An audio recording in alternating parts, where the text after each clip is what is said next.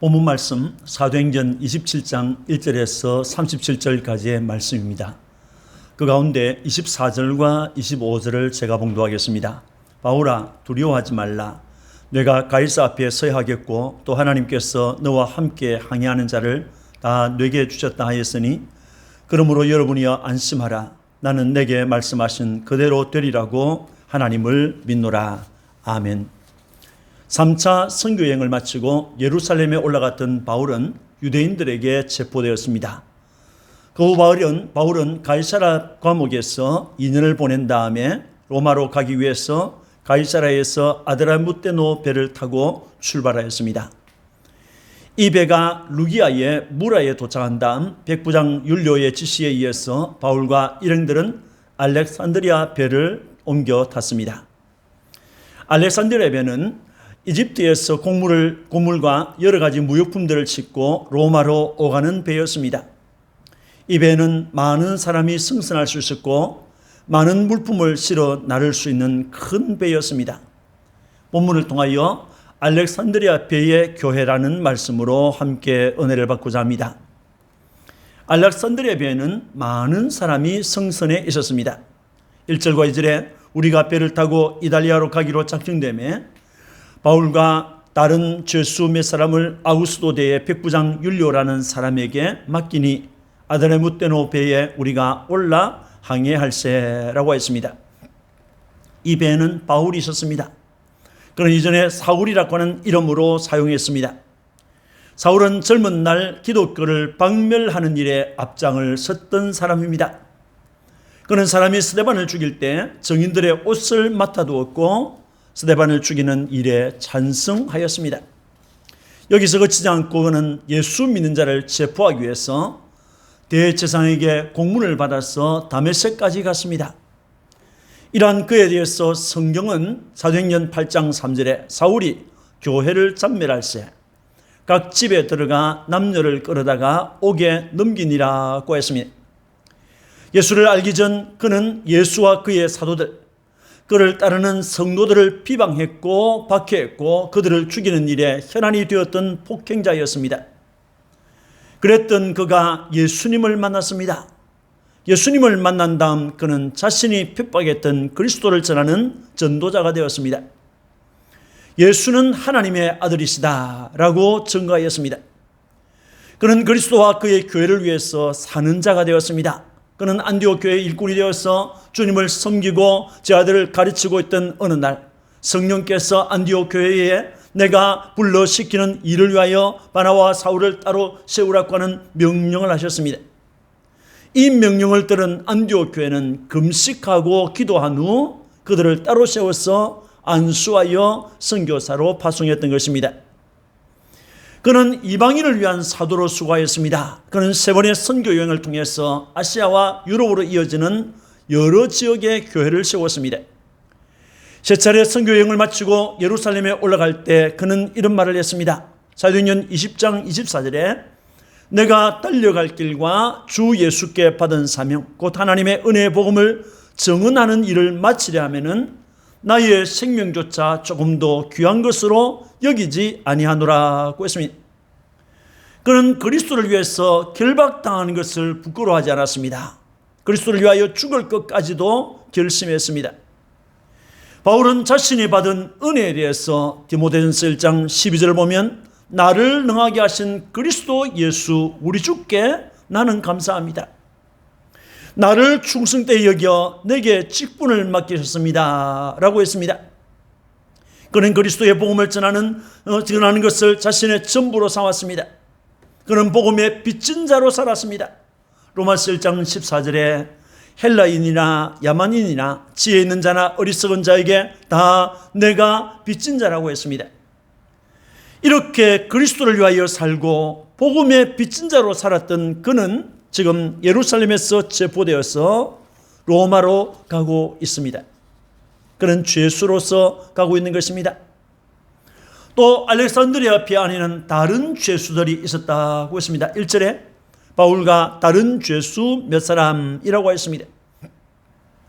여기에서 다른 죄수 몇 사람이라는 말은 바울도 죄수이지만은 바울과는 다른 죄수가 있었다는 것입니다. 바울은 무슨 죄수입니까? 그의 제목이 무엇입니까? 그는 예수를 전했다는 것입니다. 예수의 복음을 전한 것 때문에 그는 붙잡힌 바 된 죄수였습니다. 그러나 다른 죄수 몇 사람, 이들은 흉악범들입니다.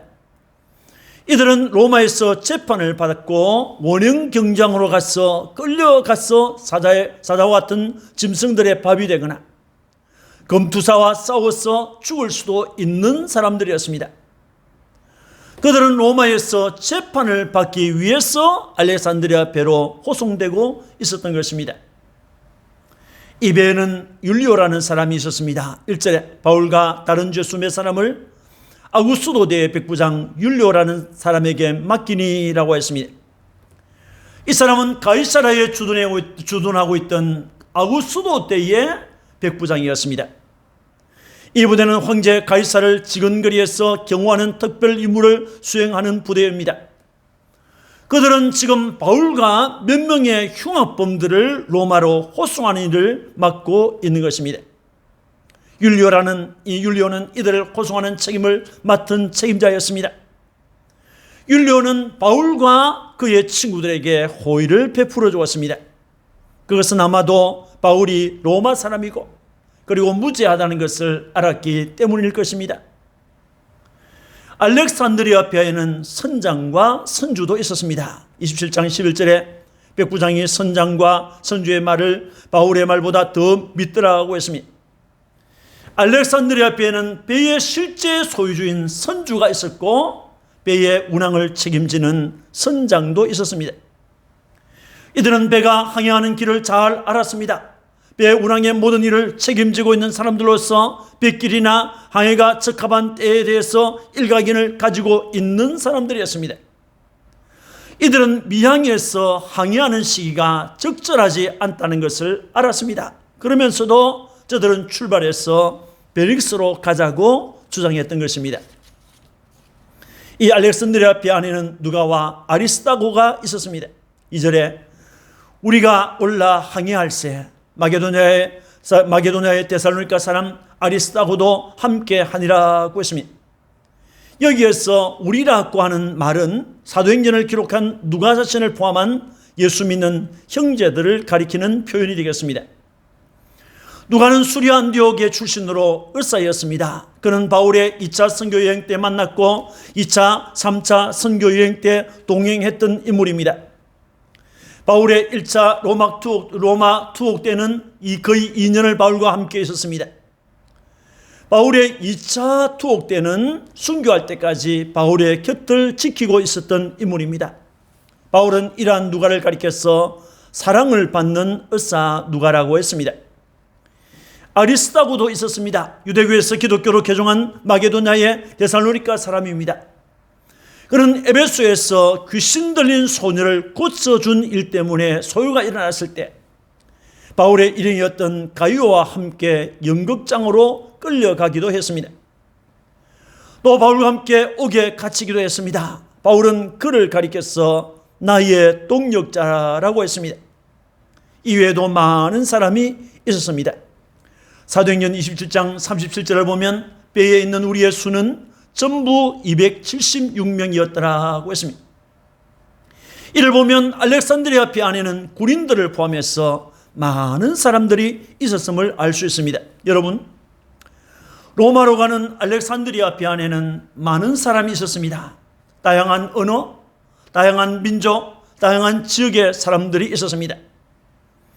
유대인들도 있었고 이방인들도 있었습니다. 이들 중에는 하나님을 무시하는 사람, 하나님을 믿지 않는 사람, 자기 경험과 지식을 믿는 사람, 흉악한 범죄를 저지른 사람, 많이 배운 사람, 적게 배운 사람, 무역하는 사람, 제주에 능한 사람, 의사와 군인 등 다양한 직업에 종사하는 많은 사람들이 함께 있었습니다.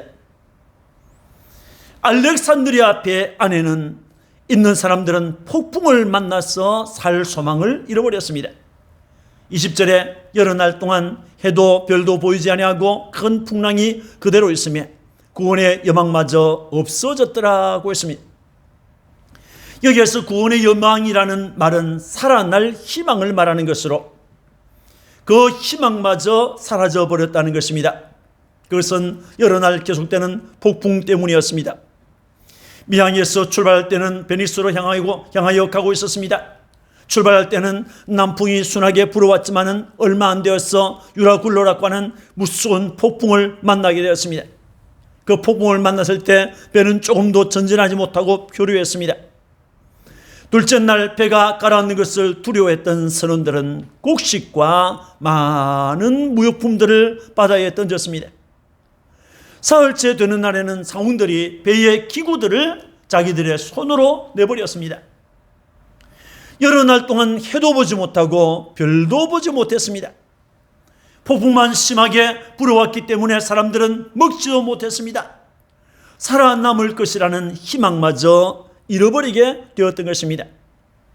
여러분, 유라굴로 폭풍 앞에서 선주나 선원들의 지식과 경험과 노력은 아무 쓸모가 없었습니다.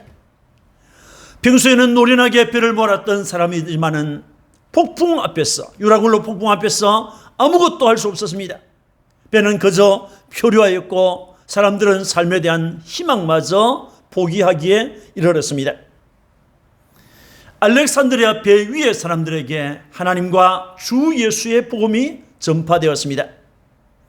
바울은 배 위에서 안심하라는 복음의 말씀을 전하였습니다. 22절에 내가 너희를 권하노니 이제는 안심하라고 했습니다. 폭풍이 일고 있는 알렉산드리아 배 위에서 주의 종 바울은 하나님의 말씀을 전하였습니다.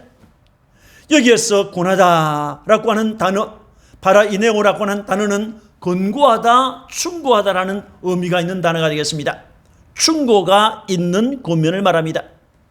바울은 제일 먼저 21절에서 여러분이여 내 말을 듣고 그에 대해서 떠나지 아니하여 이 타격과 손상을 면하였더라면 좋을 뿐 하였느니라고 했습니다. 인간의 상식과 경험을 앞세운 교만을 지적한 것입니다. 백부장은 미항에서 선장과 선주의 말을 더 믿고 배를 출발시켰습니다. 바로 이것을 지적한 것입니다. 그 후에 바울은 22절에 내가 너희를 권하노니 이제는 안심하라. 너희 중 아무도 생명에는 아무런 손상이 없겠고 오직 배뿐이리라고 했습니다. 생명에는 아무런 손상이 없겠다는 것이 무엇입니까? 죽음에 이르지 않는다는 것입니다.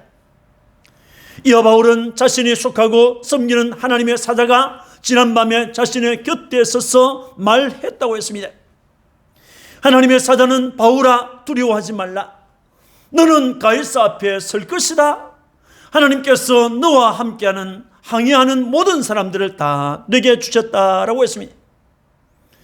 이어 바울은 여러분이여 안심하라. 나는 내게 말씀하신 그대로 되리라고 하나님을 믿노라고 25절에 말했습니다. 그리고 우리가 반드시 한 섬에 걸리리라고 했습니다. 배는 섬에 걸려서 파손할 것이지만은 생명에는 손상이 없이 살 수 있다는 복음이었습니다. 이것이 알렉산드리아 배 위에서 전파된 복음입니다. 알렉산드리아 배 위에서 바울은 하나님을 전했습니다. 하나님의 사자를 말했습니다. 하나님이 하신 말씀을 전했던 것입니다. 바울은 배 위에서 떡을 가져 축사하고 나누어 주어 먹게 하였습니다. 34절에서 36절에 음식 먹기를 권하노니 이것이 너희의 구원을 위한 것이요 하고 떡을 가져다가 모든 사람 앞에서 하나님께 축사하고 떼어 먹기를 시작하며 그들도 다 안심하고 받아 먹으니라고 했습니다. 폭풍은 14일 이상 계속되었습니다. 배 안에 있던 사람들은 모두 살아남을 희망을 포기한 상태였습니다. 폭풍이 계속되는 동안 사람들은 아무것도 먹지 못했습니다. 바울은 이들을 향하여 안심하라고 했습니다. 날이 새어가는 새벽에 음식을 가져와서 음식 먹으라고 권하였습니다. 이것이 너희의 구원을 위하는 것이요 라고 했습니다. 여기서 구원이라는 단어, 소테리아라고 하는 단어는 구원 또는 구출이라고 하는 의미가 있습니다. 그런데 이 단어를 사용할 때 바울은 특별히 이 단어를 사용할 때 이것은 하나님과 사람 사이에서 이루어지는 구원을 말하였습니다. 구원이 무엇입니까? 복음을 통해서 믿음으로 얻는 선물이 구원인 것입니다. 그런데 오늘 본문을 보면 이것이 너희의 구원을 위하는 것이라고 했습니다. 떡을 먹는 것과 구원이 무슨 상관이 있습니까? 여기에는 두 가지 의미가 포함되어 있습니다. 하나는 그동안 먹지 못하여서 탈진 상태에 이르렀는데 이 떡을 먹고 기운을 얻으라는 것입니다.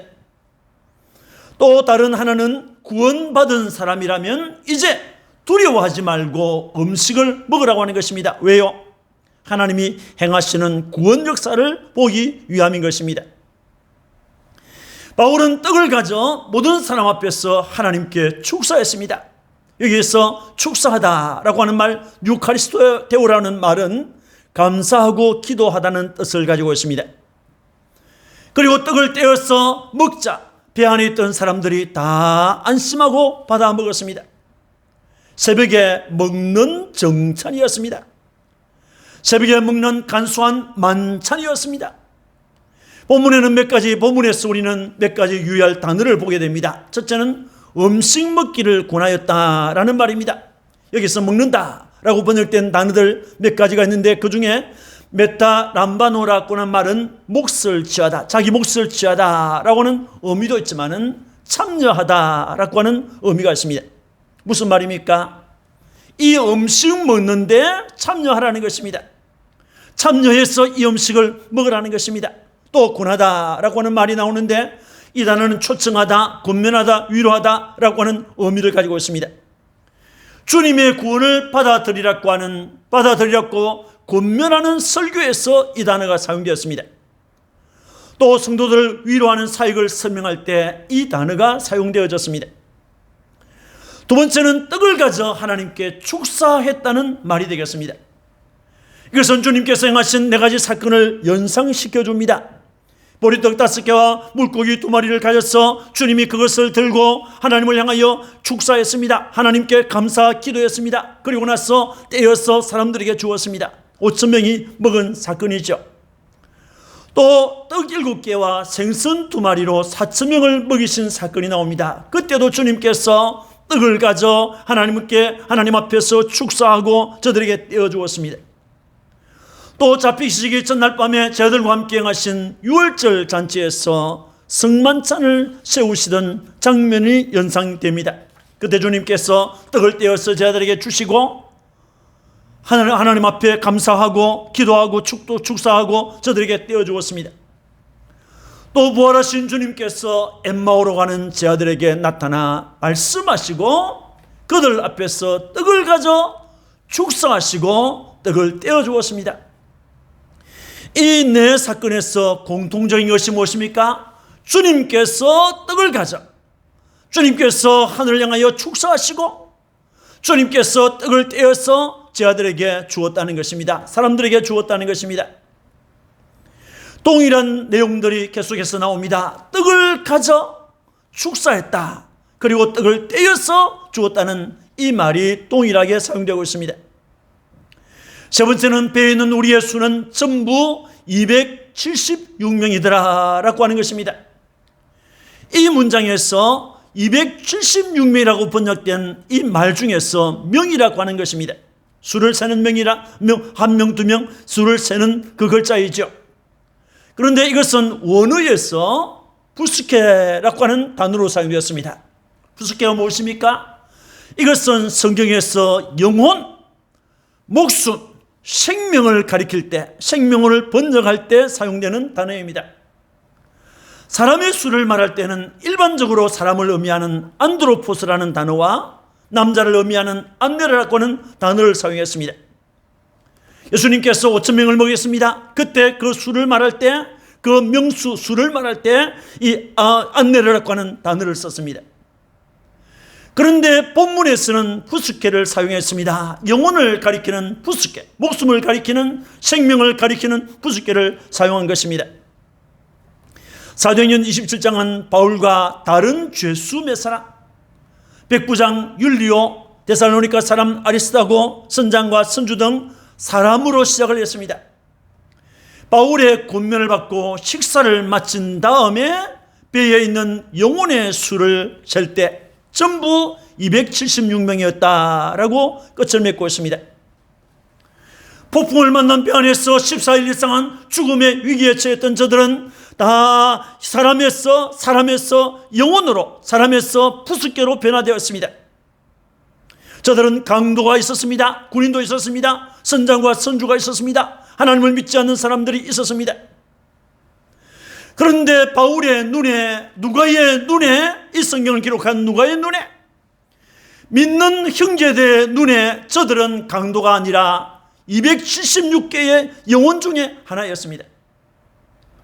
바울은 이미 주님께로부터 하나님께서 너와 함께 항해하는 자를 다 내게 주셨다, 전부 주셨다는 말씀을 들었습니다. 오늘 이 37절에서 우리가라고 했습니다. 우리라고 했습니다. 믿는 우리죠. 그들은 모두 바울이 떼어주는 떡을 안심하고 먹었습니다. 그것은 주의 종 바울을 신뢰했기 때문입니다. 죽음의 위기 가운데서 저들은 바울을 신뢰했습니다. 바울이 믿는 주님을 믿는 자가 되었다는 것을 암시하고 있습니다. 배 안에 있어서 바울이 축사한 떡을 먹고 구원 얻은 영혼의 수가 276명이 아니라 영혼의 수가 276이라는 말이 되겠습니다. 여러분, 알렉산드리아 배 위에서 바울은 책망과 생명과 위로의 복음을 전했습니다. 또 떡을 가져 축사하시고 떼어 주었습니다. 누가와 아리스토고 등 믿는 형제들이 먼저 먹었을 것입니다. 그 후에 배 안에 있던 모든 사람들이 안심하고 먹었습니다. 새벽에 나누어 먹은 떡은 생명을 살리기 위한 떡이었습니다. 생명을 살리기 위한 양식이었습니다. 주님의 살과 피가 그렇죠. 주님의 살과 피를 기념하는 성만찬의 떡과 포도주는 사람의 생명을 살리는 것과 관계되어 있습니다. 사랑하는 성도 여러분, 알렉산드리아 배 안에는 많은 사람이 타고 있었습니다. 그 배는 바다에서 폭풍을 만났을 때 표류하였습니다.